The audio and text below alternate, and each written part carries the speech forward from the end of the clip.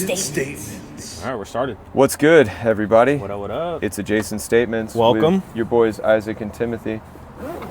You know what? As soon as I hit start, gotta go to the restroom. But I'm gonna hold it. Nice. Gonna hold it for everybody. You're just gonna be a champ and hold it for as long as... I'm gonna leave this here. That's fine, yeah. So we're, just to let you know, guys, we're audio only, if it wasn't obvious.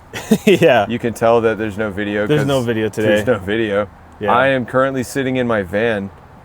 It's very chilly and windy right now. Where we were, yeah. Yeah, we were exposed. We were, the wind started picking up. It's cloudy. Yeah, overcast. It's gonna rain. Yeah. Yeah. A lot of people walking around in that area too. Crowded, yeah, getting noisy. But yeah, so I had actually cleaned out my van. I took all the stuff out of it, seats and everything, because I had... Ooh, look at this classic car. They had a bulk pickup. Oh, sick. That is kind of cool. It looks like a hearse. It does. Like on the back, it looks like a total hearse. Yeah, it's a Ford F-100. But yeah, so I had emptied my van out. My city did a free bulk pickup day, and all you had to do is just drop your stuff off near City Hall. And they had like all these dumpsters and like trash compactors for people to use. So I did that, and now it's still empty because timing was like so tight this morning. So yeah, I just kind of, I got here by the skin of my teeth, it felt like, you know. Nice. I was running around and been real busy lately, so yeah. But now I have this profound sense of accomplishment. Because, Nice. you know, it was a honey-do list item that I had been supposed to have done for almost a year. You're supposed to take it to the dump? Yeah. But the problem is, like, the landfill near us, it's very treacherous. And last time I went through, I think I picked up a nail or something. I'm just thinking, I don't want to risk, I put new tires on the van. I don't want to risk damage. And it was just... Going to the dump, like you're on, like this dump over here, it's in the mountains, so... It's such a chore. It is a chore, and you're in line for like an hour. And you gotta pay for it, too. And you gotta pay, yeah, exactly. Like, this was free. And That's now, cool. Granted, I wasn't waiting for this. I didn't know they were going to do this. But what my strategy was, I was basically shredding and breaking apart the bulk trash. Yeah. And, like, sliding it into trash cans over a very long period of time. Yeah. But it just kept accumulating. Right. Well, we get rid of some of it, and we'd end up with more stuff, Yeah. you know? Oh, I forgot the chairs were dusty. Yeah. Yeah, they're Wiping super them dusty. open. Yeah, no, I'm very dusty. I was breathing. We were recording in a dusty location. Bless you. I think I should... Right on cue. You want some of this soap? It's good. No. You can drink it. Shove it You down my can brush nose. your teeth with it. Oh, that got me. I know. All right. So, you got rid of the trash actually in 17 minutes, right? Yeah. That one load? Well, yeah, the first load, I managed to stuff my van with all the stuff that it would fit in a minute. It was 17 minutes. No, it's 17 whole entire minutes. Yeah, no, it was a good workout, actually, so. Have you seen that guy, that video, like that? It's a body cam from a cop. And he has a guy like arrested at the downtown already. And he's like, you're twice over the legal limit. And he's like, over the legal minute? He's drunk. Oh man, I have not seen that, but that sounds funny. That does sound like what a drunk person would say. And he's just so surprised, but he says minute. Over the legal minute?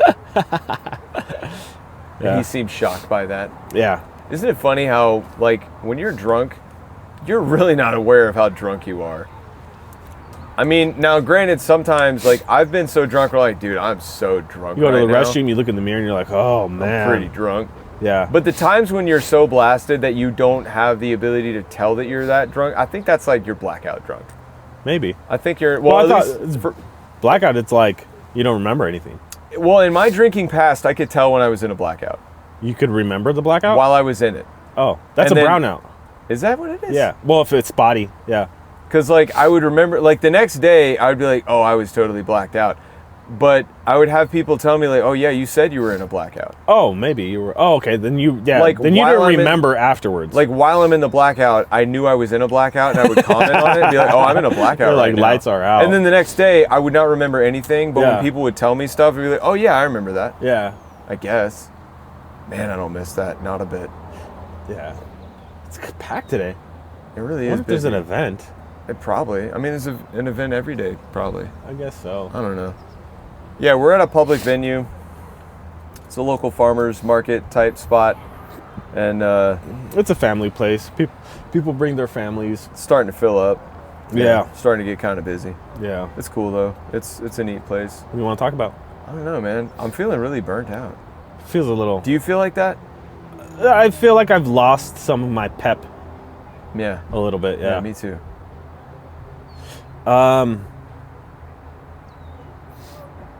Well, if we have nothing to talk about, I was thinking about a word, grizzled. Like when someone's like in the army and is grizzled and veteran. And Oh yeah. it just sounds so much like gristle. Yeah, and it's just like, It's who okay. came up with grizzled? Is like grizzly, like, oh, you're bearish? Like, what does that mean? Well, that's a good question. Was it grizzly bear or grizzled the word first? Grizzled. Yeah, exactly. I wonder. Okay, I've actually never thought about that. And then I was like, oh, gristle, that's just like the fat.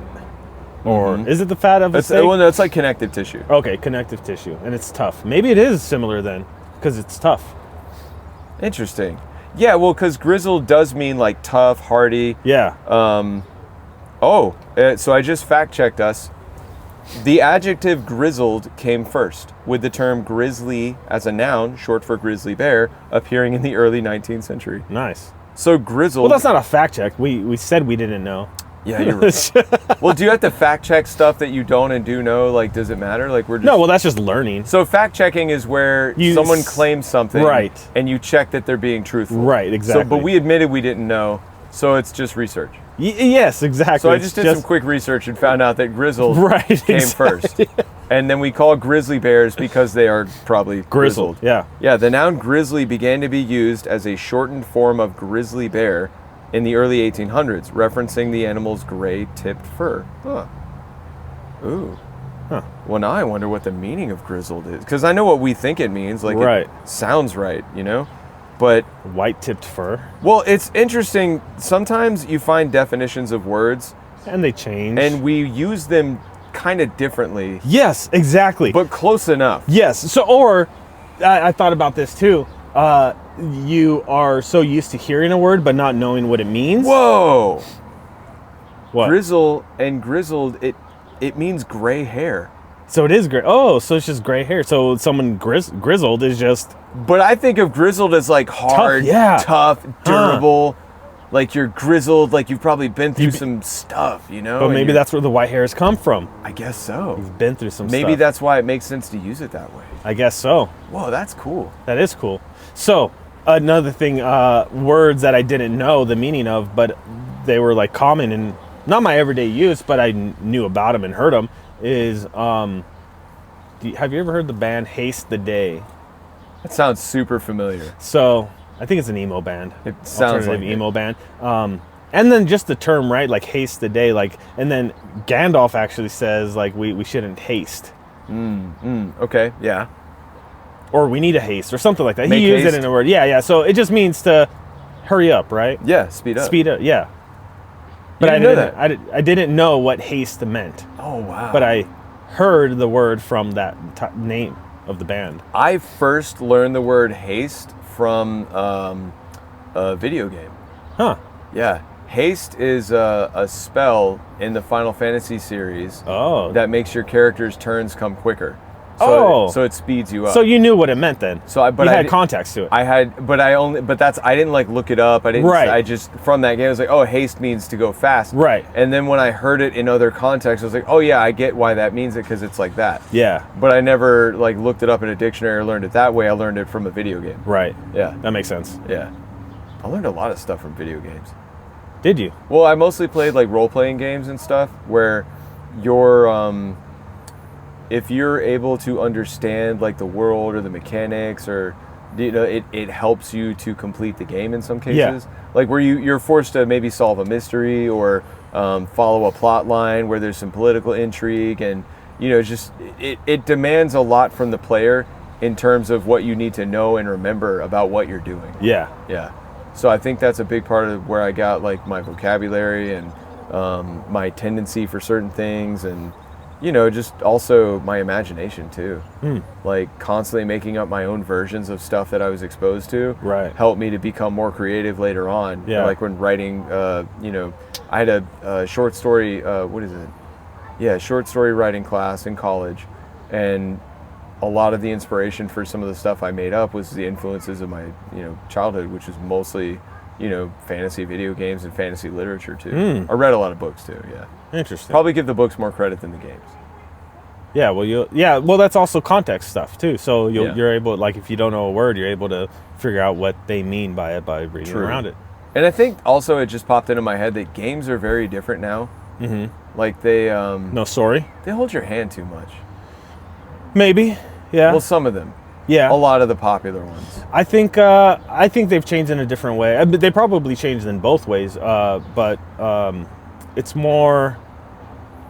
What's the word when like Call of Duties or now like Fortnite is like this, where it's a map and everyone against each other. It's Excuse me. Well, like a battle arena. Battle Royale. Battle Royale. Yeah. There you go. Yeah, exactly. Royale too. Ooh. That's another word that I never looked up. That's but what you they call Big Macs in France. Royale with cheese. Royale with cheese. Yeah, no, it's a quarter pounder. Oh, is that right? Oh, quarter Because they don't have no quarter Royale. because it's a metric system. Yeah. Oh, yeah, that's right. No, good. Yeah, okay. So you they got just me. call it a Royale with cheese. They call it a Royale with cheese. What do they call a Whopper? I guess a Whopper. Yeah. I don't know. I didn't go into Burger King. That is funny. It is. That's a good movie too. I don't think I could probably rewatch that. Yeah. I would have a hard time. It's so violent. It It was is. a well-made film, but I have a really hard time with that type of material. the movie's about criminals, It sure right? is. So like, The Godfather. Can you watch The Godfather or Goodfellas or anything like that? Not at all. The violence They're is bad so guys. graphic, I can't handle it. Yeah. Like, I really don't want to see it, Yeah.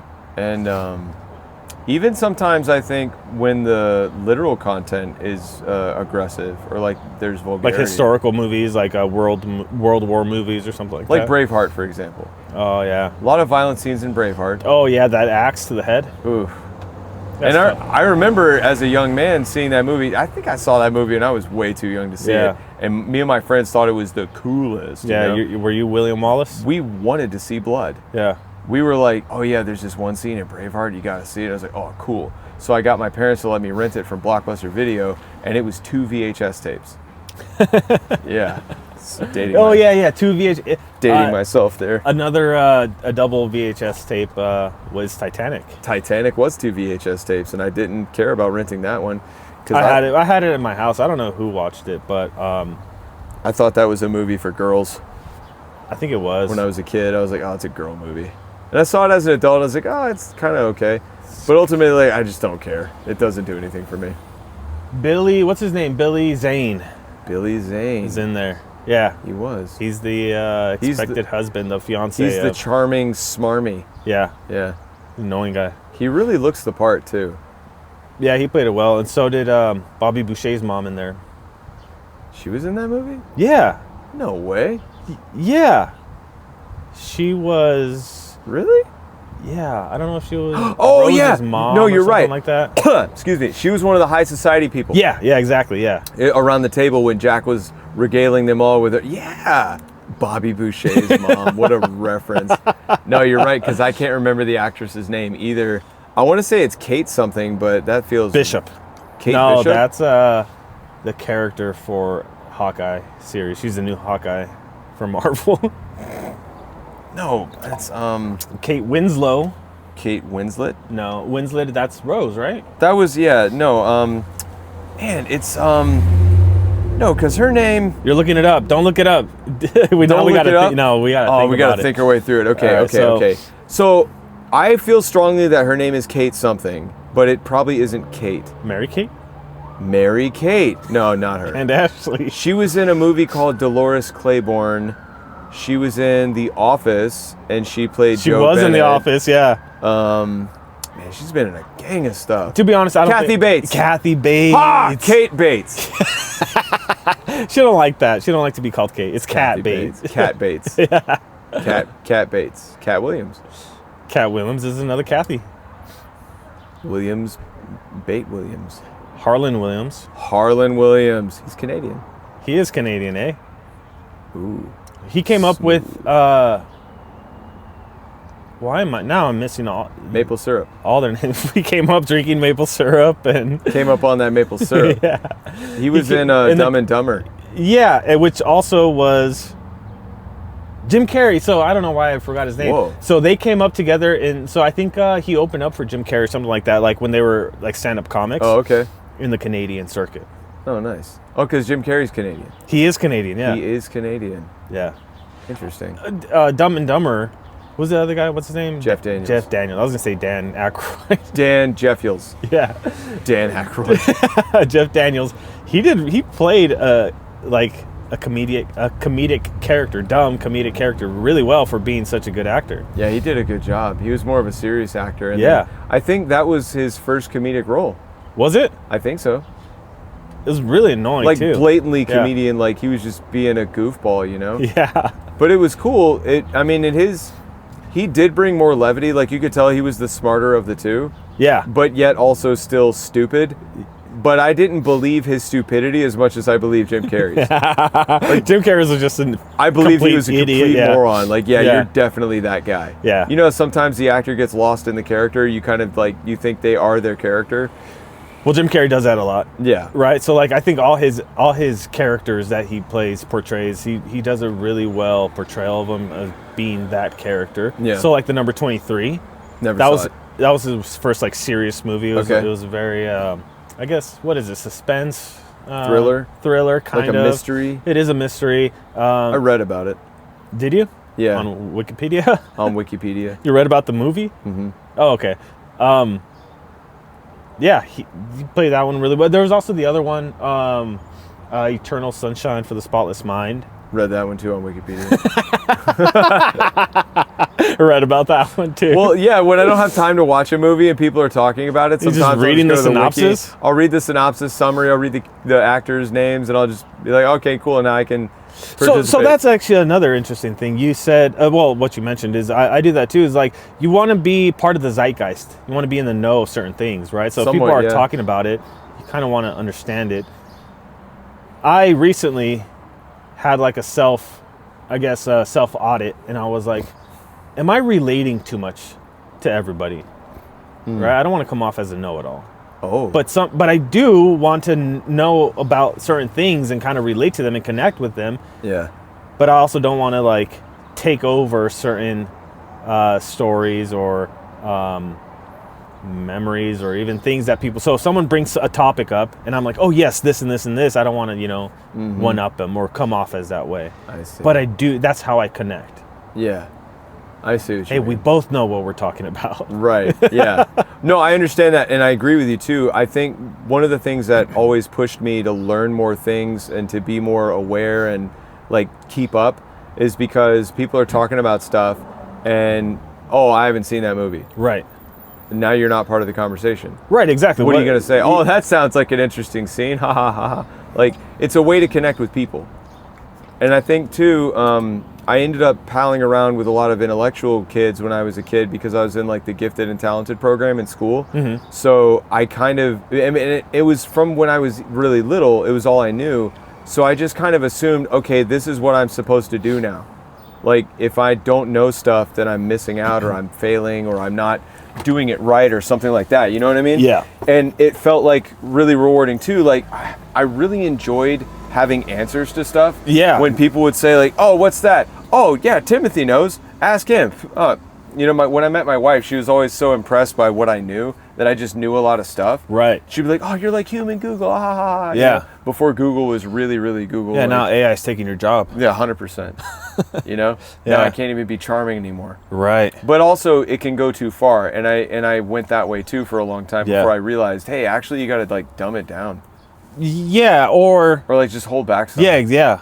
Like you don't have to share everything you know on a topic. Yeah. Or correct people. I would do that a lot. Yeah. I would tell people, oh no, it's actually this. Right. Like when we were doing our Lord of the Rings review video and we did the Return of the King episode and I was like, you were like getting the names wrong, but I know the names. So You're right. Oh, it's that. The King of Rohan, it's Theoden. I like it. But that's because we're friends. But I like it in general. If I'm wrong, please correct me. Oh, I see what you mean. So like, even if it was a stranger, you wouldn't be offended. It depends if I like you or not. But you're right. Like, but that's what I'm saying. Like, it feels nicer yeah. when you like somebody for them to correct you than if it's a stranger say, no, you're wrong. It's actually this. Right. Because you don't know their intentions. Yeah. Are you being hostile? Are you trying to make me look stupid? Right. Are you trying to, you know what I mean? Yeah. Whereas with a friend, like, you know, I love you. Yeah. So when I correct you, like, there's no fear that I might be like, you know, I have a secret agenda, or I feel, you know, like secretly like negatively towards you or something like that. So it's a lot safer too, I think. Yeah. And then when you correct a stranger also, it can be a precarious minefield, because what if they take offense, you know, like, how dare you, you know, some people aren't reasonable, you know. I have a coworker that can't stand to be corrected. Yeah. Even when he is so completely wrong and needs it, if you dare to correct him, he's just, you know. Yeah, because I guess people can take it as a challenge to their intellect, to their knowledge. Yeah. And some people are just confident without being accurate. Do you think that goes in with insecurity? Like, the resistance to being corrected is rooted in an insecurity about yourself? Could be. Yeah. Because I feel like when I was not very confident about who I am, I was very resistant to being corrected. I always had to be right. It was a defense mechanism. Yeah. So you felt like a personal attack if someone corrected you. Yeah. Like you're trying to tear me down. Right. You're not just trying to make sure we're using correct information in our discussions. You want to hurt me. Yeah. And a way to keep me safe was by always being right. Right. Yeah. Maybe. Is that how you feel? That's how I used to feel. I don't feel that way anymore. No, I'm saying about the like people, like that's insecurities. What I think. Yeah. That's exactly. what I think. Yeah. Well, and mostly because of my personal experience. Yeah. But also my observations with other people too. Mm-hmm. You know, like this coworker, for example. I don't want to harp on it too much, but you know, we have had sort of an ups and downs, backs and forth sort of relationship, because what I perceive to be a massive insecurity on his part that causes him to evaluate everything as a threat. Yeah. And the only way he feels secure is by being in control and being in a position of power over others. Like, that was really hard for me to learn in my sobriety. And then also when I was called to God, is submitting to another will. Because in sobriety, in the Alcoholics Anonymous program, they teach you, like, you know, submit your will to a higher power of your understanding, because it is rooted in Christian doctrine and theology, but it's not a Christian program necessarily. Yeah. So they kind of do that, like, hey, if you don't, you know, you're not a Christian, you don't have God, you can call it like this, that's fine, that works. The point is you have to surrender to a higher power. Yeah. So I made my higher power a spoon. Because my sponsor was like, you can make your higher power a spoon if you want. I was like, oh, okay, cool. Yeah. My higher power is a spoon. Yeah. And I will answer to the will of a spoon. But then I also had to make sure that that spoon's will was good, you know, and wanted me to be sober. Were you serious about it? Like, did you submit to the spoon? It was just a placeholder in my mind. Right. I never even said it out loud. Right. But so a placeholder for something that you submitted your will to. But how did you submit your will to something that you didn't even know? Well, that's just it. It was at that stage, it felt more like a mental exercise. So it's just being humble. Kinda, yeah. You know, you give up because the will of a person, well, it causes you to make choices, to, you know, do things. You're directing, controlling your life. You can't control your own life when you're an addict. I mean, you can, but your control is bad because you make bad choices, because your addiction fuels your choices. So until you overcome addiction, all your choices are suspect. So you have to run them through the filter of a superior, more responsible being, whatever that is. Did you believe there was a more superior, responsible being? I did. Okay. So that was one of the first submissions that I made, was that I kind of came to terms with the fact that, you know what, I don't know what I believe. Yeah. You know, I was agnostic, atheist, bouncing between most of my life. And I decided, like, you know what, I don't really know what's out there. I know there's something bigger than me, and that's enough. Yeah. It's enough for me to acknowledge that, because if something is bigger than me and not understandable, it must be more powerful than me, and therefore I can use it as a source to correct the course of my life. So, and I guess I'm just trying to get into the mind of somebody who didn't believe in God at this time, but submitted their will to a higher power. This higher power, I know you said it was a placeholder. You didn't really know what you submitted to. Mm-hmm. But knowing now what you know now, and thinking about it, do you think it was like a universal thing? Did you think it was like an entity? Did you think it was just a mental thing, just something you had to do? And would that thing just be your own mind? I remember at that time, I felt like it was something that was universally, that I felt like it was something that really did exist. So there was truth to it in your mind. Yeah. There was truth to something. That other people could have also gained access to this thing that I was choosing to interface with for the sake of getting sober. Okay. And I think at that time, I believed that it was a personal choice whether or not you wanted to obey its authority, whatever it was, and that obeying the authority of it would ultimately be a good thing. But there was a lot of unknowns. Right. And so I never fully committed. Okay, so that's actually a great response that allows me to understand certain things. And just for context, I also was an addict, but I knew God. Okay. So I knew who I would submit to. So there, when I got clean and all that, it was easier for me. It sounds like to connect it, to have a personal entity that was able to take over. Yeah, right, because you already knew God. So in this part of your life, there wasn't a personal relationship with whatever you're submitting to. There was a lot of unknowns. Right. And then submitting to the will, how would you know if something took control, or how would you know certain certain decisions you made was from this and not from your own? So that's the thing. It didn't matter to me. Okay. And I never even questioned it either. I just assumed that all the good things that I was doing in my life came from me submitting and surrendering my will to the will of another, while never fully exploring that side of the equation. I just trusted, okay, I submitted and surrendered my will. That means I no longer make decisions on my own. I started checking before doing things. Like I never did. I would always leap before I looked. So this checking, is this just your submission and now you have this type of discernment or type of awareness? Or did you attribute it to the super or higher power? I still thought I was in control. Okay, gotcha. Yeah, that's what I was getting to. I felt like I was steering the ship, but I was doing a better job because I would look over my shoulder every now and then and say, am I going the right way? Yeah, gotcha. And, what I realize now upon reflection is that I really was getting to know God in sobriety, but not in the way that I know God now. I think I was getting ready to get to know God. But there's also an interesting point, and I think we've touched on this before prior, is people that don't know the Bible, that don't know the story of Jesus, right? Yeah. So when they do this, so actually, reflecting on it, do you think your higher power was what you know now as God? Yes. Okay.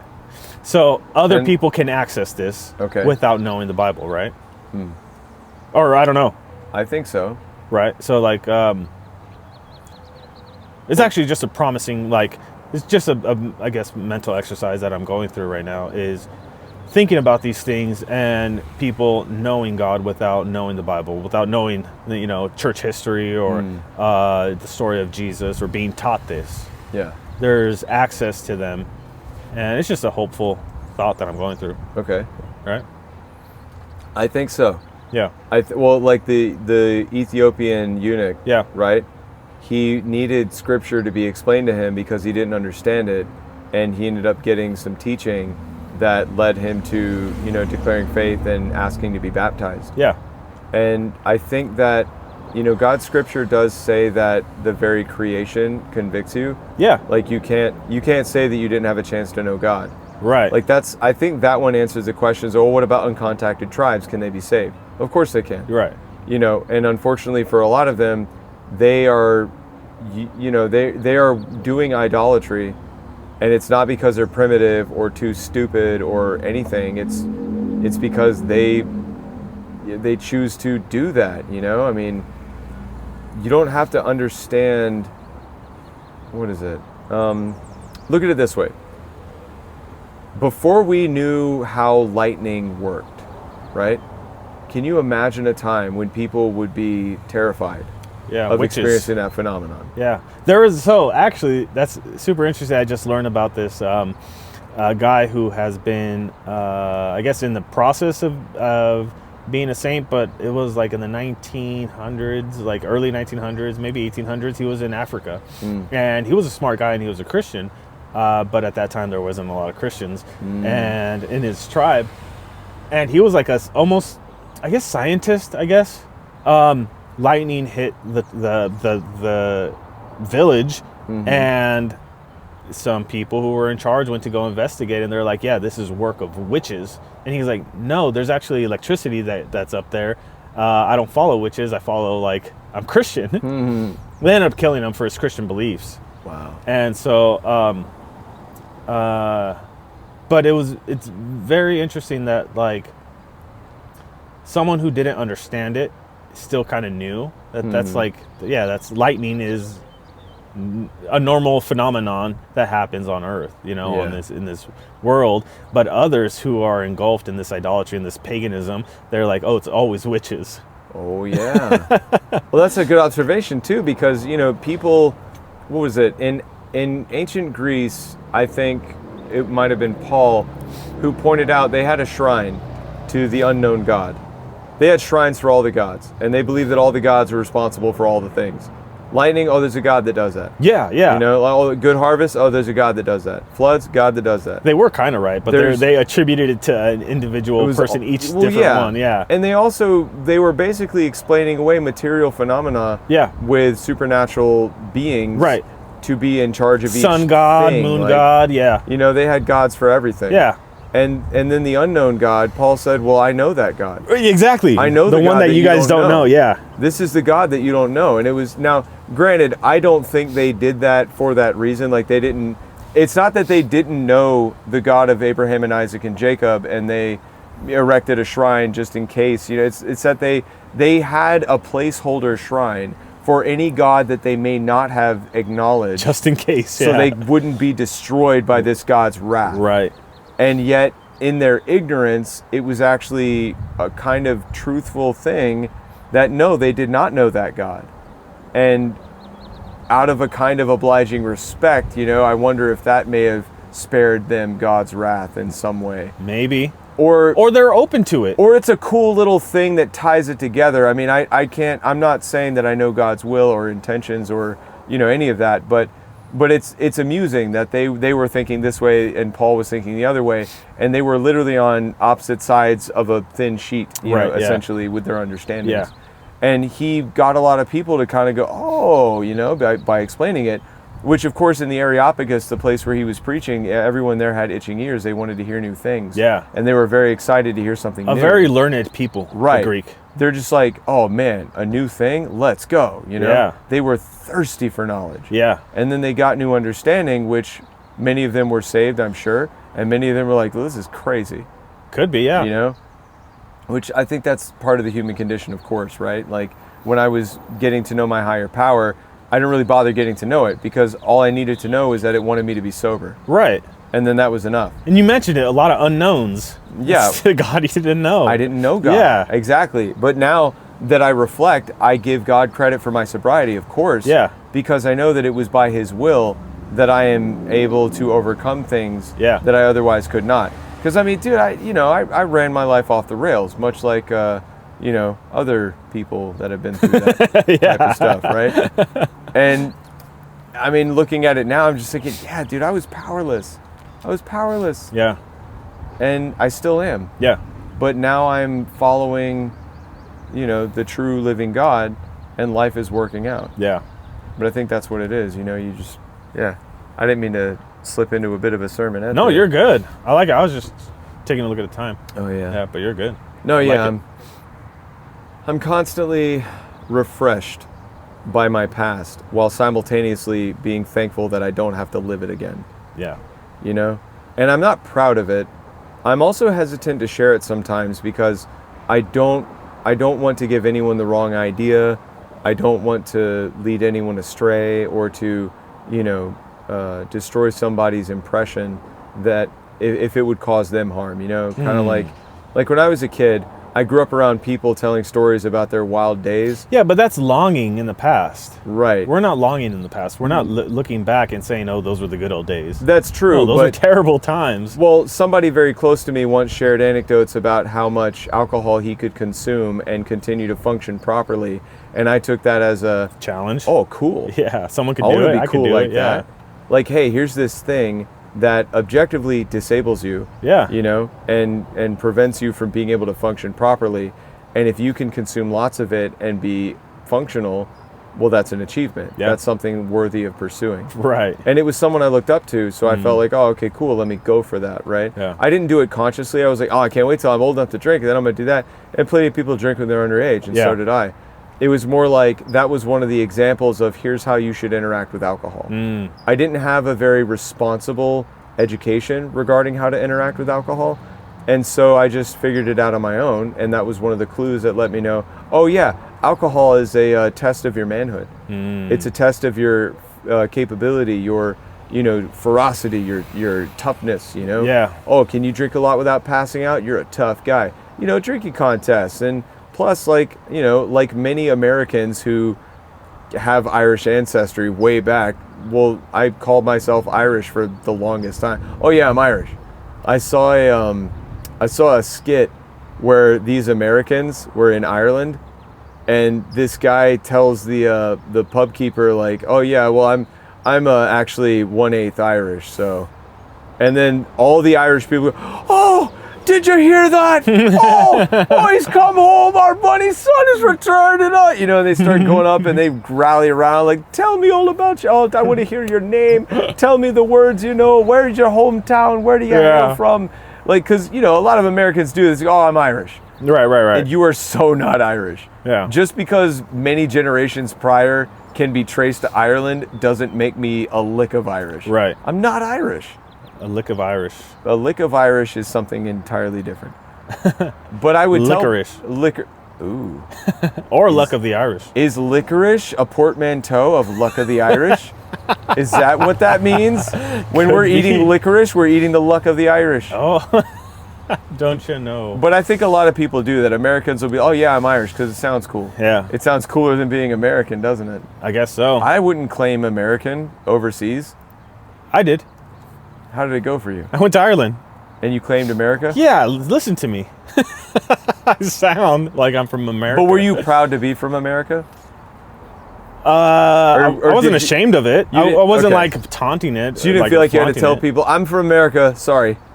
Yeah, sorry, I can't talk to you. No, sorry, I'm American. Yeah, I'm sorry about everything we do. Yeah, no, I think it'd be more shameful to be English in Southern Ireland. Burn. Yeah. Well, you have a good point though. Right. So like same thing. Because England's done more harm to them. Right. It's same thing by a with long like shot. Being Spanish in Mexico. Oh. Is like yeah.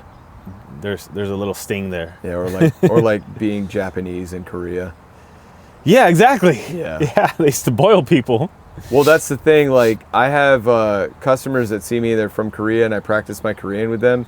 I learned very quickly not to share with Korean people that I'm fluent in Japanese. Right. Because they don't care. Oh, and Koreans hold a grudge. They really don't care that I can speak Japanese. Yeah. And it's not impressive. Right. So thankfully I learned some phrases in Korean, and I'm trying to learn Korean. It's super challenging, I will say that. But yeah, because I didn't know the full extent. Like, I knew the cultural history because I know my world history. But I didn't realize that modern day Koreans, many of them are like, ooh, Japanese, no, I'm not down. Yeah. Japanese people, no, I'm not going to Japan. I don't care. Now, that's not to say all of them. Everybody's different, right? I mean, there's plenty of Korean people who are just, yeah, well, that was a long time ago. And the people that did that are not alive today. Yeah. And their ancestors don't also think, let's go kill Koreans and torture them. Right. But it's kind of like, the whites and blacks in America. There's plenty of black people who had no part in slavery and can't even name an ancestor who was a slave, but they hate white people because black people used to be slaves. Yeah. And then there's also the flip side of the coin too. Right. Which is crazy to me. Because it's governments and politicians that fan the flames of that hatred. Yeah. Like it's a hoodwink. Yeah. They're just trying to get us to be mean to each other. Yeah. It's a hoodwink is what some people in the hood do when they blink one eye. Is that a hood phrase? Blink one eye? Or Yeah. blink 182 eyes? Blink 192. Blink 192. Sick. But that's the thing, like the origins of hoodwink, which I just looked up because I vaguely remembered it, but I like this better than what I was going to say. Hoodwink is a compound of the Old English words hood, a head covering, and wink, to close one's eyes, with the literal meaning of to blindfold or cover someone's eyes with a hood. But it took on a colloquial meaning of to deceive. Yeah. Well, yeah. To lead someone astray. Right. To hoodwink them, to trick them. So I had to explain that to someone many years ago because I forget the misunderstanding, but they misunderstood what I meant and thought that I was like being mean to them. And I was like, no. I'm saying like hoodwinking is a deception. It's like you're tricking someone. Like we're being willfully deceived by our politicians. Because if white people hate black people, then they won't unite. Kind of like in Lord of the Rings, the human factions being divided. Sauron was able to do what he did because people would not unite against him. Yeah. And then the unity of people, the unity of humanity, that was the threat. Yeah. And I think that's what's happening today is the unity of humanity is what's needed. It sounds good. It does. It really does. You killed it with that one, man. But we need that. We need to unite as people, and so many things divide us. Yeah. Even even on the subject of addiction. When I was in the program and I was going to the rooms, there were like cliques. Like the guys that had the most sobriety ended up being the de facto elders of the group that would mentor the youngins. And they'd flaunt their years that they've been sober. Some of them would. 17, 20, 30, yeah. One of the guys that led my meetings, he had 33 or 34 years sober, I think, just past Masonry. And so anyways, he was a very humble, long-term sober. And he was cool. But there was another guy who had like 27 years, and he was a total show-off. Yeah. And he just wanted everyone to know, he would talk to us and give, like, because we'd meet up before the meeting. The meeting before the meeting happened outside, before the room was ready. Yeah. And so in the pre-meeting meeting, which was an unofficial meeting, this guy, I remember I initially flocked to him because he was one of the first big numbers that I met. Like, 27 years, cool. Yeah. Like, I'm on day 2, and I'm white-knuckling it right now. I don't know what I'm doing, let me get some advice, But very quickly I realized that he would just brag, Yeah. Oh yeah, well, once you get this sober, man, it's like, and he would just talk like a total jerk. Right. Like, lording it over. Well, that's similar to like Joshua, David being like the youngest, right? So like in the Bible, there's a lot of stories that show that the youngest are going to lead over the oldest elders, and you could learn a lot of stuff from the youngers too. From the youngers. You youngers. So that's also a humbling thing too, because if you have all this knowledge, all this experience, you can get caught up in your pride and think, hey, what am I going to learn from this newbie? And that's in a lot of different things too. But if you stay humble, you're just like, I can learn from everybody. Yeah, for sure. Yeah. That helped a lot, actually, Yeah. because I learned how to do that in the program. Like, I never wanted to admit that I wasn't capable of doing something on my own, and to look to someone else, to learn or to support me. Yeah. So being able to do that, dude, it makes you so much better. Yeah. You're open to different avenues of knowledge and experience and different things, because not everybody goes through the same thing that you go through. So, but you can get caught up in that experience. You're just like, yeah, what am I going to learn from you? You can't teach me nothing. Right. Yeah. And it does help too to have competent mentors. Yeah. People that actually can mentor and develop you and teach you. Oh, yeah. Because some dudes make it to that level that don't deserve to be there. No, and then they just gatekeep. Right. Yeah. For real. Yeah. Like union stuff is like that. Yeah. Yeah, exactly. It's tough to move up because, I'm here. Yeah. You're staying there. You got to pay your dues. Yeah, exactly. When are my dues paid? Well, not when you learn the skill. Yeah, exactly. Because you look at so take Japan for example. They have the whole culture around sushi and sushi preparation and being a master sushi chef and all that, right? Yeah. Well, the thing is, to actually be allowed to make sushi in Japan and prepare it and serve it to customers for money, you have to go through a program. Yeah. And that program involves an apprenticeship and then a journeyman status and then so on. The apprenticeship level in sushi making is making rice. Yeah. For 10 to 15 years. It's a long time. And that's it. And they say silly things like, well, it takes this long to perfect the art of making rice. No, it doesn't. It takes 15 minutes. It's arbitrary. Yeah, right? For real. Let's give them a little bit of benefit of the doubt here and play, the advocate. Like, okay, so rice making to perfect sushi rice in all the different variations, no, it doesn't take 15 years. Yeah. But let's say it takes 3 years. Right. Okay, so 3 years. Now you are able to become, you learn how to cut the fish and the other things. And let's just say instead of 20 years to be a grandmaster, you can be a grandmaster in 5. Well, what happens then? Every 5 years, we have another grandmaster. Yeah. Versus every 20, 25 years, we have another grandmaster. Yeah. So what happens to the current grandmasters is they'll start having competition. Yeah. And invariably, they'll be displaced. Right. And as they get older and less capable, even feeble, there you go. So they're just doing it to artificially stopgap the succession so they can keep their position longer. Yeah. Which is horrible. But that's the thing is Japan is not a meritocracy. Right. If you're good at something, you don't automatically get to do that. No. You got to be old enough. Exactly. Yeah. Exactly. And that's what like labor unions are like in this country, Just because you're skilled, I'm sorry, but you haven't. Sorry, Sparky. You got to go through 4 years. Yeah. Hard stop. It doesn't matter if you're a genius and you understand things and you can do it well. Yeah. You stay in your lane for 4 years. Yeah. Then we'll talk about your journeyman program. Yep. It's crazy. Yeah. That's why I didn't go into the union because of that. Because you literally have to go through you have to sign a contract with a company for 5 years, which is like, it's fine because, some people plan on staying with a company for 5 years, but it's not your choice now. Yeah. So, and that's where I get the, challenge to authority. That's where you don't want to go for it. Yeah, exactly. Y'all told me I had to do it like this. Nah. Forget it. I'm not down.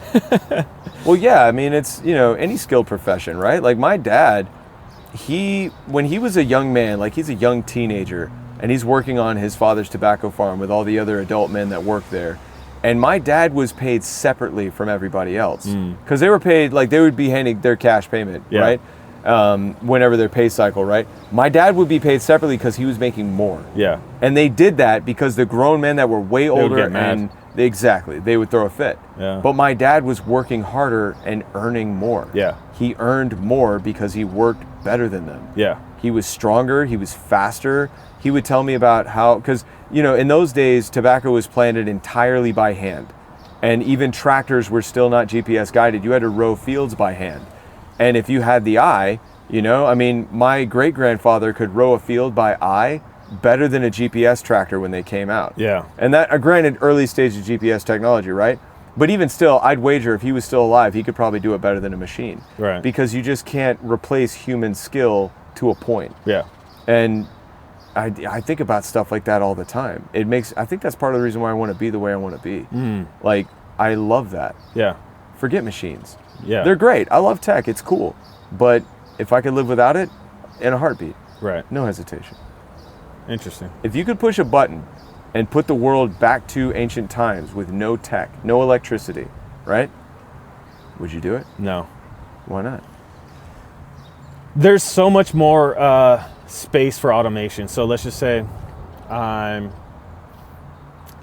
goal is not to perfect something. My goal is to make something great and keep making it, right? Let's just say tobacco, right? I'm not going to compete with your grandfather's tobacco farm. But let's just say I'm making my own tobacco.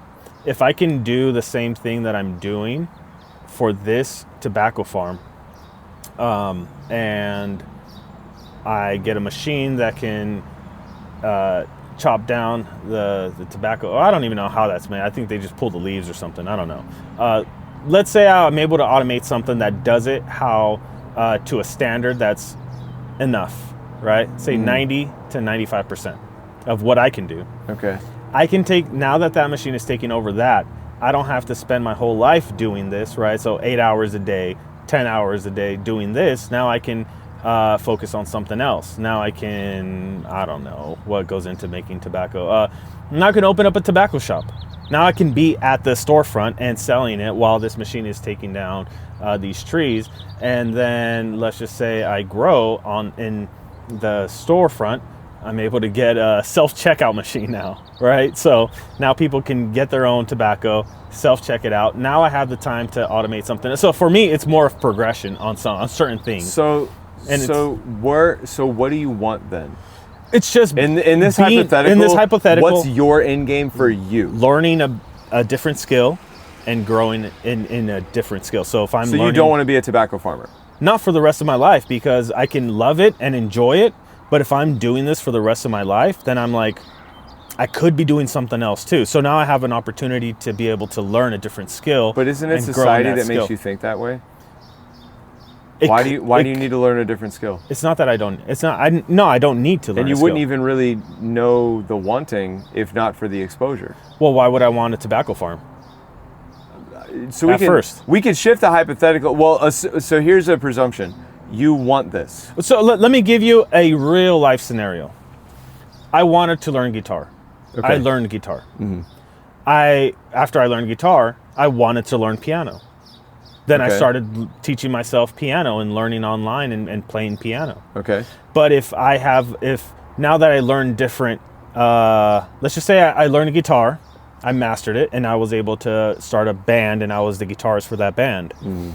Which I was actually. So, but I still had a, almost like a calling to learn something else. And I learned piano. Mm-hmm. And now I could play with this band, and I don't have to spend hours learning the guitar because I already mastered it. Mm-hmm. But now I can spend that time learning the piano and playing with the different band. I didn't play piano with anybody, but that's just an example of. So where does the tech and the automation come in to help you do that? It's the same thing. It's the same thing. So it's just not even just tech and automation. It's just being able to learn something else while having this thing grow. But you can. So even if I can hire somebody else. So if I learn tobacco, I'm going to hire, if I can teach you, if you want to learn and I can hire you. Okay, cool. Now you have control of the tobacco side.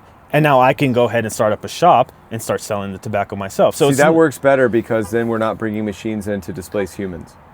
But it's if I can afford a second hand, I will. Yeah. But let's just say you want to learn something now and I can't afford a third hand.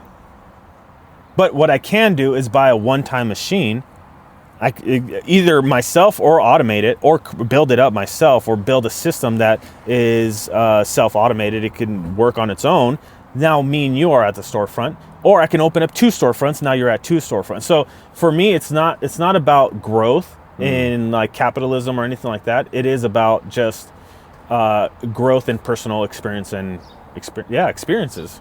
So then my argument is that in a world where technology displaces human labor, that's what I think is a major factor in why humanity is accelerating towards destruction. While I agree with you, this world scenario, I think there can be growth in technology and automation so that people can do whatever they want and not need to rely on this type of labor if they don't want to. So then I would pose the example of the Lord of the Rings. Yeah. That world in Tolkien's fiction has existed long enough to hit an industrial era. Yeah. And it hasn't. Okay.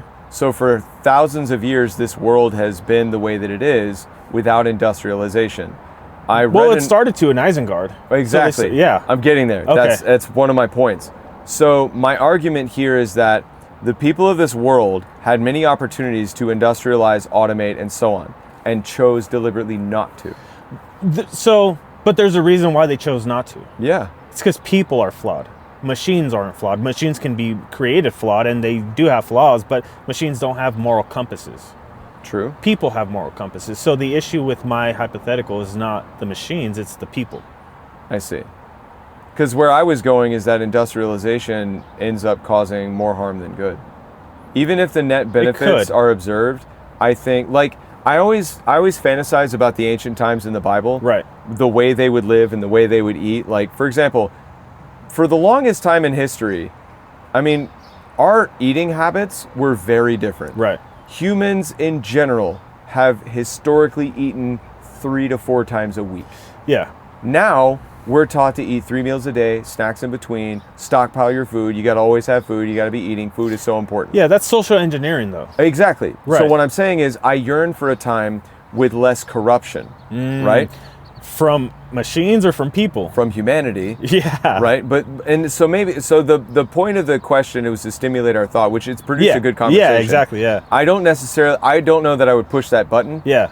But I do like the idea of the ancient world where, like, for example, Abraham was approached by the 2 angels, Right. you know, and concerning, Sodom and Gomorrah, right? Yeah. And am I getting that right? Yes. Because it was like, well, would you spare the city if there were this many righteous? Would you spare the city if there were this many, you know? Right, he negotiated with them, yeah. But when these messengers show up, he tells his, wife, make some bread for us, put on some meat, let's serve, we have food, there's guests, let's serve food. Right. Right? And I doubt there was ever an instance where that happened, where the other person said, oh, no, we just ate. Where the other person? Yeah. The angel? Like you show up, pretend it's someone else. Like where you're showing up surprise to someone's dwelling or where they are, and they go, oh, let me put on food and drink for you. And I say, no, that's okay. I just ate. You would almost never have that happen. That's my hypothetical. I believe that's probably the case. Oh, you're More saying often that than not, the surprise host, wouldn't offer. No, they would offer, but the guest would not have an opportunity to decline because they had previously consumed something in a period before that, because they would not have readily access to food. If you're traveling, you don't have food on you like that. Right. But if you stop off at a dwelling, they presumably have supplies, they can make food, and it would be, that's why it's such a gesture to do it. Gotcha, okay. So, and again, that appeals to me because our relationship with food is different in that scenario. Right. Your relationship with food now is different because we have such access to food. Right. Not just food that we can buy ingredients and make our own, but food that is already prepared. It's very quick. Look at fast food. You could drive through and get a burger in less than 10 minutes. Yes. So I like the idea of the ancient world in that way because it forces us to be more reliant on God, first of all, which is the biggest reason why I want it. But then second of all, look at how healthy and fit literally everybody would have been. Right. And were. Right. You know, we read stories of people walking for miles upon miles and then turn around, oh, well, now I got to go here, walking for miles and miles and miles. Yeah. You know, I've stopped using my car as much as possible, partially to train for my Spartan race, and I'm already like, oh, I miss doing this because I did it before when our van got into an accident. Right. Because I'm walking, running to work. Right. I'm riding a bicycle. I'm not using my car, so I'm getting more. Now, question for you. Yeah. Do you have to skip anything that you usually do if you drive your car in the morning and at night when you leave work versus when you are on the bike or running? So far, the only sacrifice I've had to make in terms of what I would do with my time was like evening time, making sure that I'm getting a decent amount of sleep because I'm waking up early enough to do all my morning chores and so that I can leave for work in time. Yeah. But thankfully, because of how I manage my time to begin with, I typically have a good 30, 45 minutes of morning just laying around that gets filled in by whatever surprises we encounter. I mean, I have 4 kids, dude. Every day is a gamble. Yeah, exactly. Like this morning, my daughter's finger got bit by a rat and it was a crisis. Right, exactly. So let me actually pose another question. This morning, when you took out the trash in the van and the truck, say you didn't have a van and a truck and you had to pull this trash with a horse and a carriage. Yeah. Would you have been able to make the meeting that we had today, the podcast meeting? So in this scenario, I'm using a horse and buggy. Am I in this modern day? Let's just say it doesn't matter. It doesn't matter whether you're in this modern day or not. Let's just say you have access to cars, but you didn't today. So you had this horse and buggy, so you had to take a lot longer. If I had the same amount of wait time at the drop spot, I probably would have been a little later because a horse doesn't travel as fast as a car. Right. So that's where I'm getting at. There's ooh, this thing is sick too. Wow. Some pretty vehicles around here. Yeah. I mean, I think I understand your point. Right, I do recognize that machines and technology and automation provide us with conveniences that free us up. It does give us more time, but what I'm saying is, I think what I really crave too, just to reveal it, is even the lifestyle.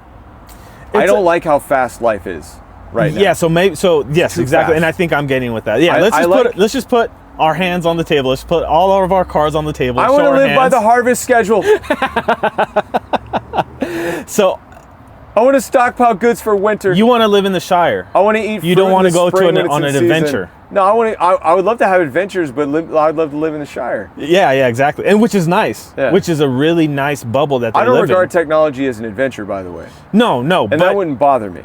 But there is access to technology to be able to do other things, right? So just like driving cars, it's technology, and it's we're able to get to work within minutes, right? I have to take an hour, but let's say where I work, I take an hour to get to work. If I have to walk there, it's going to take me days to get there. Nah, you could walk to work in less than, well, how many miles away is your work? It's like 38 miles. Oh, 38 miles? You could do that in a day. It's a lot of uphill going to San Diego. You're gonna be in such good shape, bro. Yeah, exactly. You're gonna be in such good shape. But to come back also, so go there, work 8 hours, Right. come back, maybe some overtime. Your maybe legs some are gonna Saturday. be epic. Exactly. So, yeah. and I probably wouldn't be And doing John that the if I Baptist didn't could have still outrun you. He probably can. But that's what I'm saying. Like, instead of shaving off days to work one day out there, now I can be able to come back the same day and do other things. Yeah. So, I guess the point of where I'm saying is, or actually maybe we both can agree on this, is technology and automation and machines can help, but people are so subjective to, or actually just tied to using them for their lifestyle, that they don't use their extra time properly. Maybe so. Constructively. So. People are so leisurely now, right? So people we do a lot of like, I want to have free time. Like, exactly. Well, and that's you nailed one of my points that I didn't even make yet. When we go camping, I see families, if we go to a campground, for example, if we go dispersed camping, it's a different environment. But if we go to a campground where there's other people at campsites and they're doing their thing, I pretty much consistently see at least a few families where they have iPads, or they have, generators, and they've got their technology, and they have ways to power devices for the purpose of entertaining the kids or entertaining themselves. I have customers in my store who go, oh, can I use this hotspot device to, power my TV when I go camping? Because we love to go camping and I want to watch movies in the woods. And I'm over here like, that's not the point of camping. Right. What I crave is what we do, which we go there with minimal technology. We use our phones for emergencies only. Well, you're taking a break from all that. And that's the point, yes. But that's what I'm saying. It's also like the life, it makes me feel like, I wonder if in ancient times, when people got bored, what would they do? They would sing songs together as a family, because everyone was a singer in those days. Yeah. Not like it is today. They would play musical instruments. They would tell stories. Right. They would connect. We were so much more connected as people, I think, in those days, because there were few, like, what's your leisure time activity? Well, I just worked my full day. Like, if you would have your own property, you would work your land, you would produce your crops, you would manage your animals. Your leisure would be, hey, I saw this, thing, and I was throwing rocks at it, and I made it fall over. It was really cool. Oh, back to work. Yeah. Now what we do for free time, we play video games, we watch movies, we have like all kinds of different stuff that we could do for leisure to distract. But ultimately, it doesn't do anything for you. You know what I mean? Those things don't. That's what I'm saying. I agree. Like, it's appealing to me. Right. I wouldn't force it on anyone because I respect everyone's free will, but it is very appealing to me. I get it, and it probably would be appealing to a lot of people. Most people, it's probably, like, I guess the overall net positive is, or it's going to be an overall net positive if everyone reverted back to that point. Yeah. But also, if you look at, like, Native Americans, those tribes always had, That looks really cool to me too. No, but they always had, like, issues with each other. Well, yeah, I mean, if they could get along, right? If they wouldn't fight over territory. But, exactly. But the tribal life in those days, like, there's a movie called Spirit, Stallion of the Cimarron. Have you seen that? No. It's actually really good. It's a very horsey but I know movie. of it, yeah. It's a super movie. horsey movie. But there's depictions of these Native Americans in parts where it looks like the way they're living their life, it just looks so cool to me. Yeah. I'm like, oh, that looks chill. Right. You're just chilling in your community. you're making food together, you're playing with your horses, you're just living in nature, and it's like until great. you get conquered by another horse tribe. Yeah, and that part sucks. And now what you have to do is you don't have the manpower to fight them, so you got to create a gun. But if not for that, right? Yeah. And you know what? I think all roads. I'm just gonna finish it like this. I can't wait for Christ to return Because then it's going to be and peaceful. set up His millennium Right. kingdom, and for us to live under the rule of Him. Right. Because then everything will be great. Well, Because yeah, that's we can't a time of peace. We can't rule ourselves. Exactly. It always ends up going gaywire. Right. You know, Gaywire. I wasn't trying to say. I was going to say crazy, and then I said, Right. "Yeah." It is going to become gaywire. It does. And it is becoming It's gaywire. getting gaywire by the minute. Yeah. No, but truthfully, I think when the Millennium Kingdom comes and we're living under His banner, people. It says in Scripture, people are going to be allowed to disobey. Like people Yeah. are going to still be able to choose. Right. And those people will also be sorted and sifted like all of humanity since the beginning. Yeah. But when it finally all ends and we get the new heavens and the new earth, it'll be great. Right. It's exactly what we really want. I agree. And I think that's going to be a different time, a different maybe you are right that society has like I'm influenced by society and how it is. Me too. But it's also My love for video games. What a waste of time. so But it's and fun. I'm not arguing for video games, and I want to make that clear to anybody listening. That's fine. Let's get rid of video games. I'm okay with that. Let's get rid of fast food, processed foods. That's terrible for us. I'll co-sign that all day. So, let's get rid of... What else did we mention that's bad for humanity? Katy Perry. I guess so, but Jeff she has... Bezos. Give her a chance. Until, No. Let's leave humans out of it. No, but lazy automation. Right, exactly. Automation that makes you lazy. Yes, exactly. So that stuff I agree with. What I'm talking about, maybe I'll just talk about for me personally, the reason why I wouldn't revert back to those points is, or to like that time where everyone just had one job and then that's it. Mm-hmm. There's also no room for growth in that. Why not? I guess because that's what I've seen, right? David was a shepherd and then he became the king. Yeah, but did everybody had that option? Did everybody want it? Maybe. Was everyone suited for the job? Maybe not. But it's also that's a divine intervention. That's the point. God is in control. Right, exactly. And He's more in control of people when they're listening to Him, submitting to Him, etc. We have a history of stories about people that wanted to do their own thing, and if not for God's will, things would have gone off the rails. Right. Humanity needs to be Well, we have to policed do and checked. everything we do for the Lord, though. Of course. Yeah. Is technology for the Lord? It can be. Everything we do, we have to do it for the Lord. There's So, some online ministry that I've enjoyed very much. Yeah. But would it be better for that preacher to go house to house? Would it be better for you if you never listened to that preacher? Maybe. I guess I'm that's not a just question trying to we don't steelman know. my own position. I guess we don't But I genuinely don't know. Yeah. And that's one of the things I'm talking about. I don't know how the influence of the world and technology and other things has biased me completely. I don't know that I have the ability to know that. Right. I know I am biased by some things. I'm biased by a lot of things. Right. I bet you if I took a break from that sort of thing There is for a long mental enough, refresher. I could see more clearly. Yeah. But there's also this thing that we haven't touched on is, and we both talked about it when we go hiking and we don't have much technology. It's more connected to Earth, to nature, to everything around us, all the living things around us, plants, the birds, the animals around, the air. It's a lot cleaner. I feel like we fresher. connect better to each other in that environment too. We definitely do. Yeah. But let's just say I had a farm and you had a farm and we had no opportunity to go on a hike. Are our farms next to each other? No. Well, we would, because there's no farm that's operational 24/7, 365. Think about it. It's Well, true. we would. We would You would have get to. a break. Well, it does. Is that a break? Because you have to provide the meat, the milk to whatever town you're at. I have to provide the meat, milk, cheese, whatever I'm doing, crops at my town. Well, the scenario that I'm picturing is not a communal society like that. It's more like I'm not supplying stores. I'm supplying people. Well, that's directly. the same thing. So hey, I'm gonna have a cow slaughtered in a couple of weeks. Here's we'll broker, barter, etc. Right? But I'm not like. But you can't leave your cows. A farmer always needs to tend to their livestock. Well, that's part of the reason why because people they're sick. They die. They need a. So one thing that people get crossed up about in the Bible is when they talk about servants or slaves. Yeah. Families in those days were massive, and their properties were huge, and all the people, including the servants and hired hands, would live in the same property, and they would all have their own different likes, dislikes, preferences, needs, wants, etc. Right?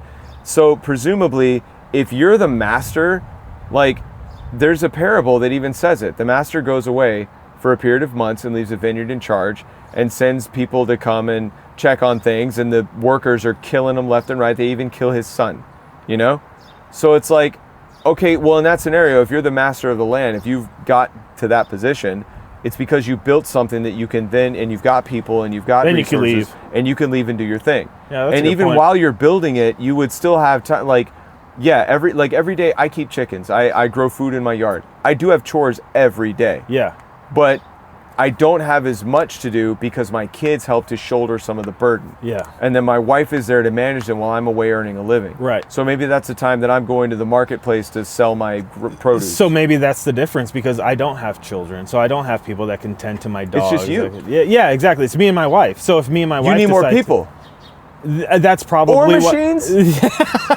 Well, that's probably why people had a lot of kids in those days too, to Right. help. Yeah. And it feels great because when I'm Yeah. on my deathbed, my machines are going to tell me, I loved you. You did such a good job. I'm glad you were my dad. Yeah. You know, so I'm over here thinking, like, that's why I'm just wanted- gonna have my iPad and video games. Your iPad and your video Just games, you're going to be like, like, well done, I want Isaac. them buried with me like a pharaoh Like the with all his pharaohs of things. old. Yeah. And I'm not knocking you or anything by any No, stretch. I agree. I but, think like, this conversation is really insightful. before I and enlightening. became a father, I didn't have that. Faja. Before I became Zafaja, I didn't have this revelation. But now that I am, I'm like, yeah, man.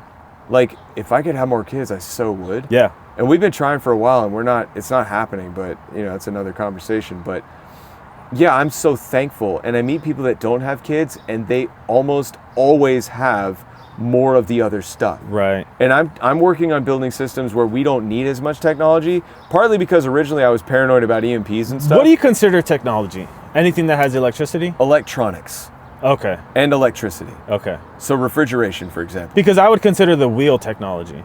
Things that people invent. So then I would say I want a very low. Simple machines are fine to me because Right, you yeah. still, the wheel is great, but it doesn't do it for you. Well, yeah, but if you get two of them and you put them on a carriage and you get horses, that Yeah. helps you. That saves so much time that you can do other things. Helps a lot, yeah. Yeah, exactly. I'm not against that, So that's what I'm talking about. but I don't like electricity. So maybe I need to be an Amish or Mennonite. No, not maybe. a Mennonite. I'm not with the religion, but I love Then that I'm- low. yeah, I right. love the low tech, like simple machines, horse and buggy. Cool, I'm cool with it. Right. You know? Yeah. But electricity, no. I think we screwed up with that Yeah. one. Electricity is the devil. It's the Mama devil. Said, Mama said. Mama says electricity is the devil. But I really That's what Bobby think Boucher's mom said. it sure is. Yeah, Cat Bates. Cat Bateman. But that's the thing. I saw a short, I don't know if it was a clip or an actual movie, but there's this western town, it's a bunch of cowboys, and they're working and they grow food and yada yada. And this salesman comes in to talk about electricity. Right, a swasher or something, right? It was a dryer or something. Refrigerator. Was it a refrigerator? Yeah. Is it yeah. not? But it'll keep your food cold. It'll Yeah, keep yeah. it from spoiling. That's me right now. It'll I'm save trying you. to sell It'll you on it. save you time. Yeah. And the cowboy's like, but it sounds like I'm gonna have to pay for it. Well, of course, it costs money. He's like, well, I'm gonna have to work twice as hard to pay for this, which is gonna eat up my free time. Right. So all the time I save, I'm gonna have to work to afford this crap. There's a societal trap to pay for all these things. Providing for our own needs by submission to God's will and working with our hands was a better system than being subservient to corrupt governments and leaders. I think you're right. But in my hypothetical, I do like, well, actually in general, so let's see, let me try to think of another thing. Say you're trying to create something, a spice or something, or I guess ingredients for something you need, and you need a spice that's only available in the Middle East, and you need to take a ship to sail to the Middle East to get this spice. Do I want to spend all this time bringing, importing, or importing all this spice from a ship, or can it be easier from a plane? The other issue is the environmental issue, right? So like the way we created electronics and technology is harmful to the earth. So if there's something that we can, like a replacement energy source that's cleaner, or actually let's just say clean in general,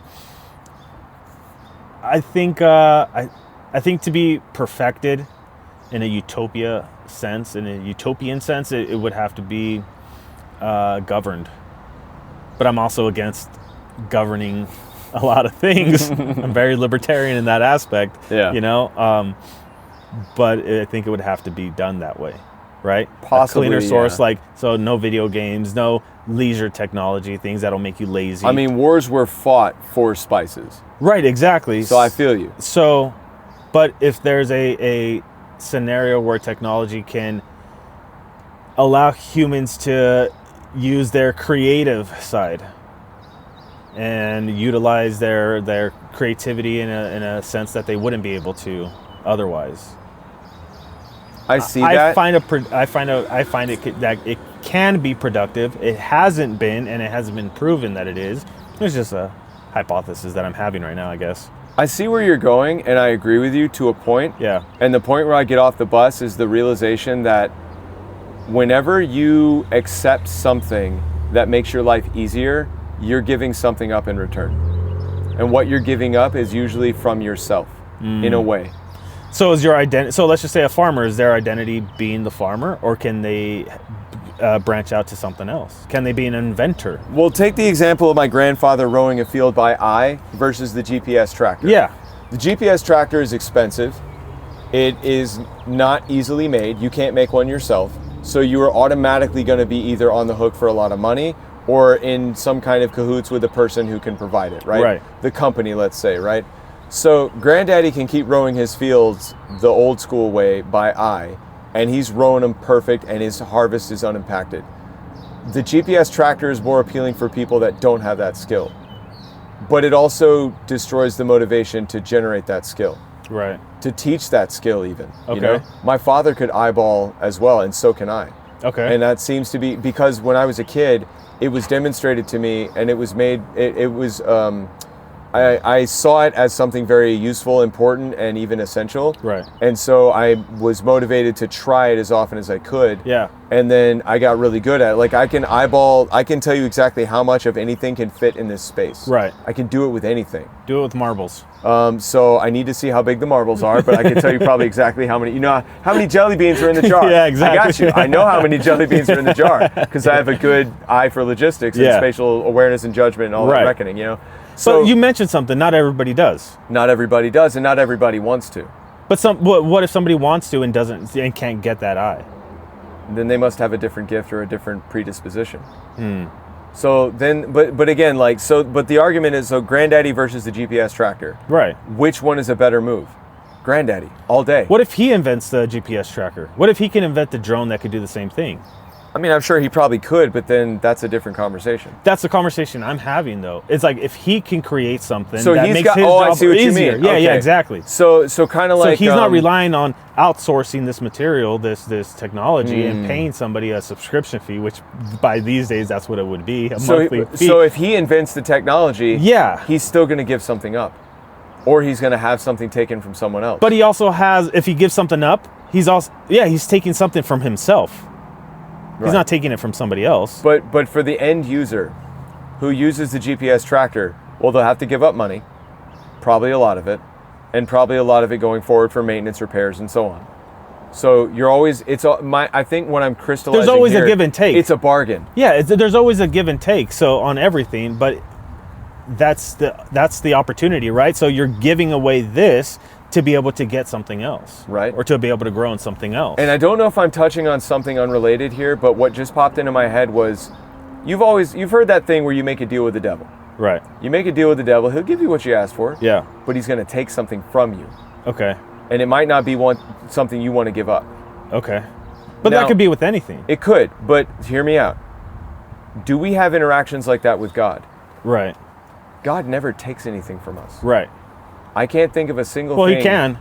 But I gives can't. and takes. But I can't think of a single thing where you ask God for something, and He gives it to you with a conditional. But I'm going to take this from you.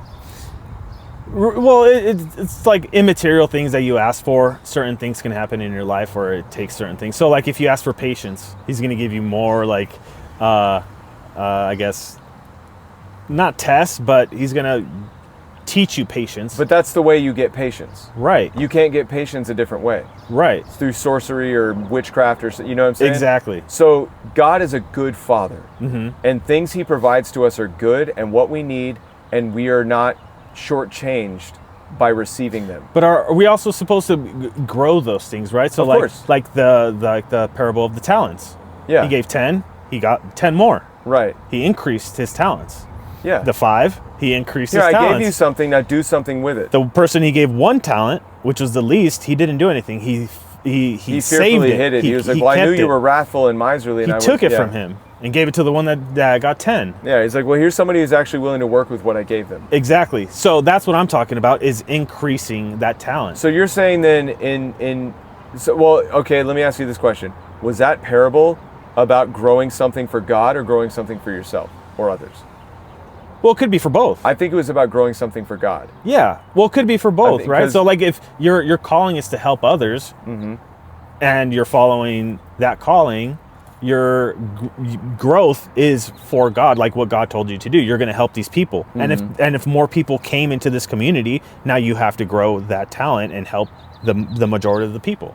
And would it be better to automate it or to train more workers for the harvest? Either or.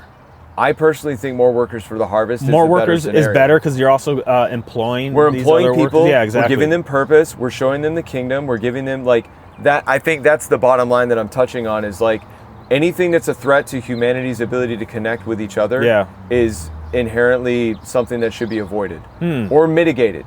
Its Interesting. threat should be mitigated. And now in today's world, say you go to your job, you're working 8 hours on doing something, you're working on spreadsheets, you're creating Excel sheets, all this stuff, right?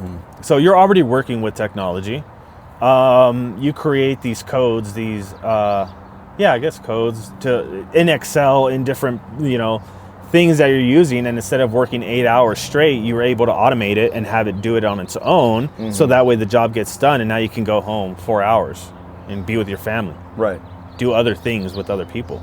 So in that scenario, I agree with you, but for what I want in my heart, I don't want that job. Gotcha.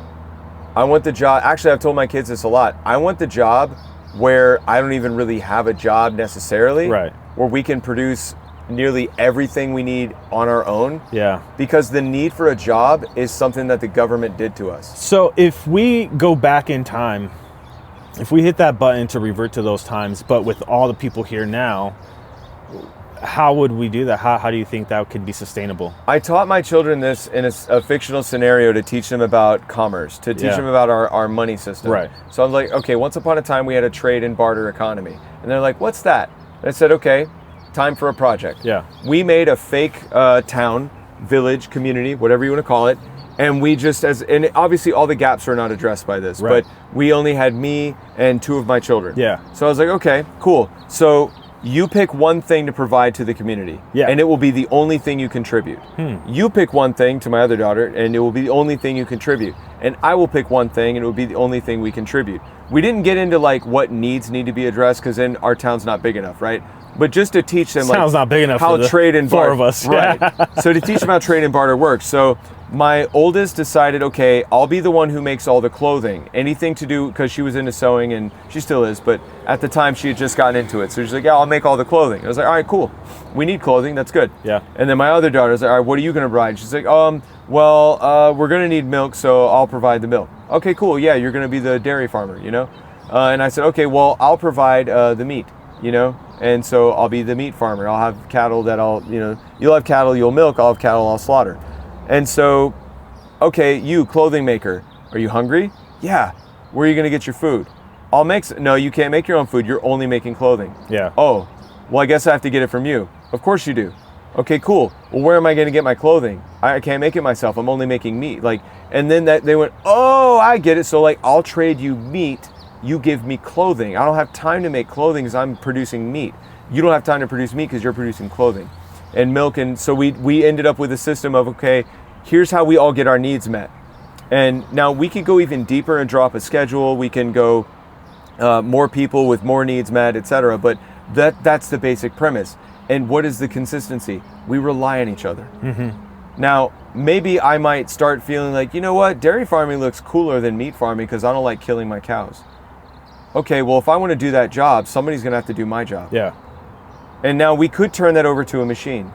But I think it would be better if we gave that to a person, somebody who wants to be a meat farmer. Yeah. Somebody who wants to be a clothing maker. Nobody ever comes up to you and says, I want to be a meat farmer. Nobody does.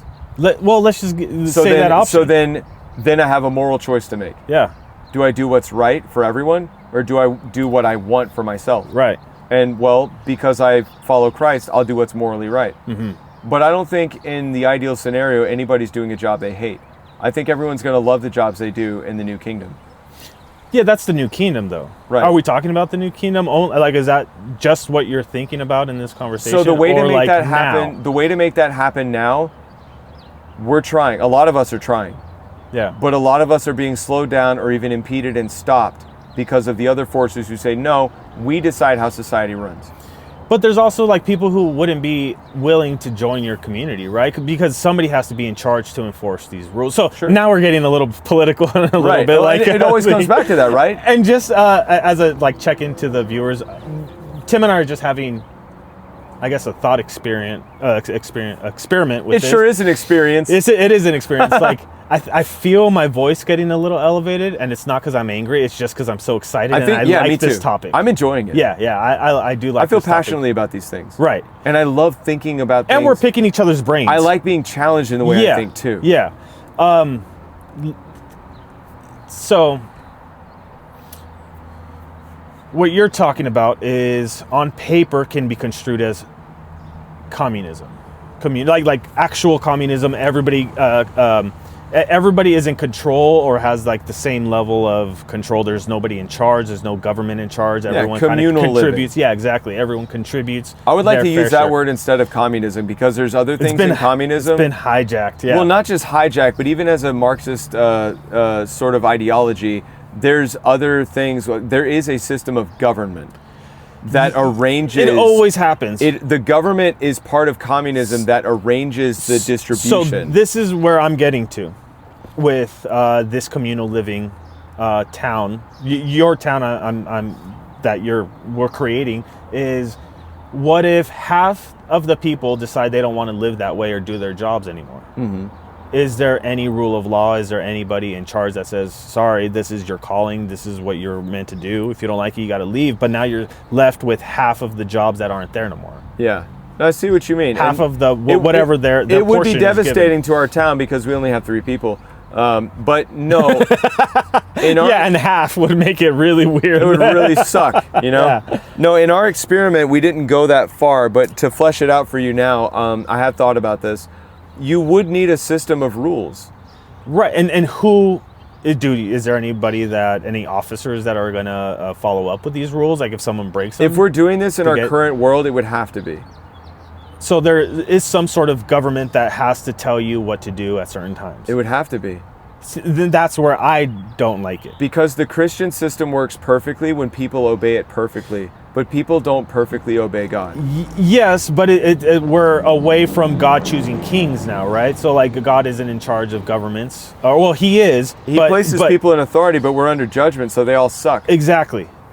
So in this current day, we are subject to governments as well. Like we're subject to God, but if we're living in governments, we're subject to governments as well. We have to obey their authority, and then we have to figure it out in between. Exactly. So I've always been against dictatorships, authoritarian governments that aren't, obviously not God or God, the God chosen divine governments, or divinely chosen governments. So with that factor in place, the more freedom, the better. So someone can choose not to do a job and go do a different job. This job is now free, that first job that they left, and we need to backfill it. And let's just say it's been available for a year. We need whatever this person was contributing to this community. Yeah.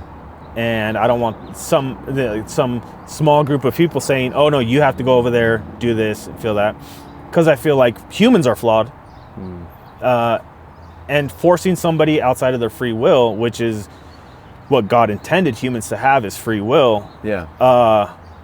I think that's immoral. I think I come into a moral pass, right? What's good, what's not.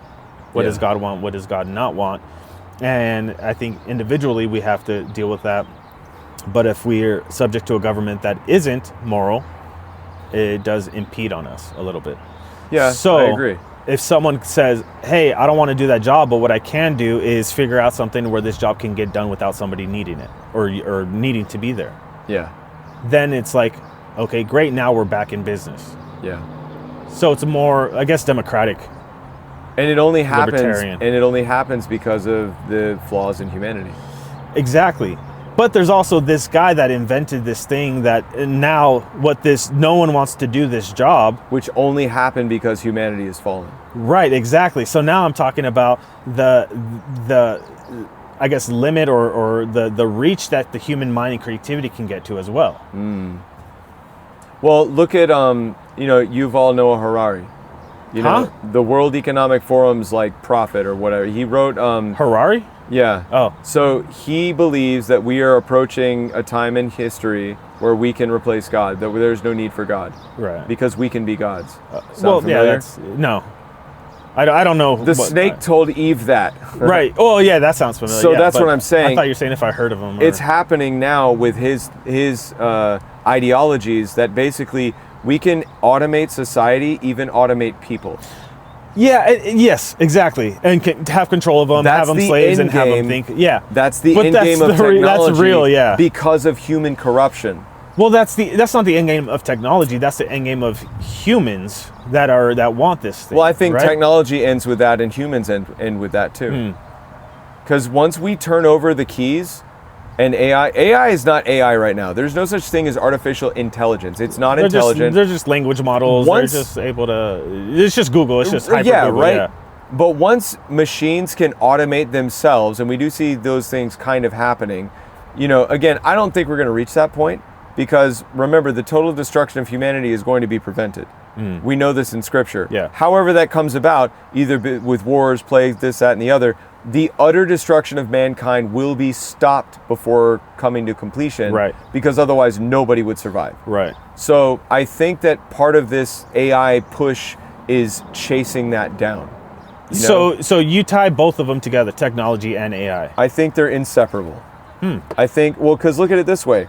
The GPS tractor, right? How does it work? Well, you got to load up the computer and you got to type in this and you got to type in that and then your machine will do the thing for you. Well, we'll remove the human input from it and look at the Roomba. You got a vacuum cleaner that vacuums your house. You don't have to tell it what to do. Yeah, but it's so dumb. I mean, it is. It's stupid. It's crashing and getting stuck in places. So, yeah. But eventually it will become more efficient. Eventually it will become more robust. Eventually, technology always iterates and improves. It has been. Yeah, since I guess the that's like beginning. science too. That it's always like there's always the next thing, right? There's never an end, a completion to something. Yeah, there's no end to it, and the end is entropy is inevitable. Right. Inevitably, the Roomba is going to be to the point where it'll laser beam you for entering your house because you're the one bringing the filth. Yeah. Yeah. I'm here to keep the house clean. You're going to dirty the house. To keep the house clean, it's more efficient to just keep you out of the house. Right. So if technology ever gets to a point where some level of consciousness or sentience is possible, which I don't think it will be, I think at best it could be simulated. Yeah. We know consciousness only comes from God. Right. But that's what I'm saying. Technology It's all human, inevitably barrels into oblivion. And that's your ultimate, I guess, point why you would rather not any technology. Yeah, and the other part of it is because I become addicted to things. What about combustion engines? That's not electricity. No, it's not. But are you against that too? It's not automated. Well, if a motor's running, if you get it started, it's running on its own. Who starts the motor?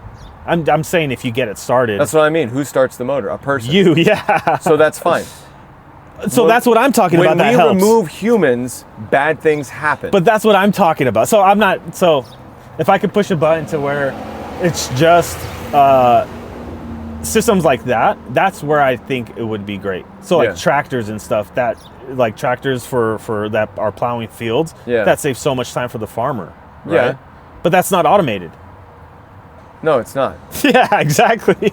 But with the GPS thing, right? So yeah, So we have the satellites. right. For those to happen, I don't want the satellites in the sky. a more nefarious technology had to happen first. So maybe I didn't clarify my point. For that technology to be possible, more evil technology had to come before it. Right. And I want to prevent that in my fantasy. Okay. yeah. No, I got you. It's a little bit more clear now. And I think I'm kind of, I was really off the cuff with a lot of the ways I explain things. No, you're good. Yeah. You're good. And I was with you then, and I think it's you're tying them all together now better. Yeah. Hard out. Let's go. Not hard, but Okay. we're nearly there. So I think ultimately, like combustion engines, things that do make life easier for hardworking people. Yeah. They do have more time for other things. Kind of like locomotives, Even steel right? making. So like, if you need a factory and we need like, super heavy, tall I-beams, I can either spend all day making one, or I can create an engine or create something that helps me along the way. That makes it a little easier. Yeah. Well, and things like that, and that's the trouble with it, right? Like, I have a hard time imagining a benevolent society that is Christ-like, that also develops technology in that way. It's so unimaginable to me because I would need to sit down and explore it more. Yeah. I've only recently started thinking about things like this. Yeah. Once upon a time, I was like, man, I wish I could push a button and teleport to school. I want a Star Trek beaming transporter that can blast me here and there. Like, I don't know about when that, because that's a little too, like, you don't know how your like cells are going to be rearranged. Didn't occur to me. I was a kid. I'm just saying. I just assumed. Okay, first of all, it's perfect. It works exactly as advertised. No harm comes from it. I want that. Now I think more deeply about it because I think, what am I giving up in return? Yeah. What am I losing on the equation here? Right. Because there's always an exchange. Well, there's always an exchange. Even if you're just working for a field, you are giving something up. Yeah. Wear and tear on your body.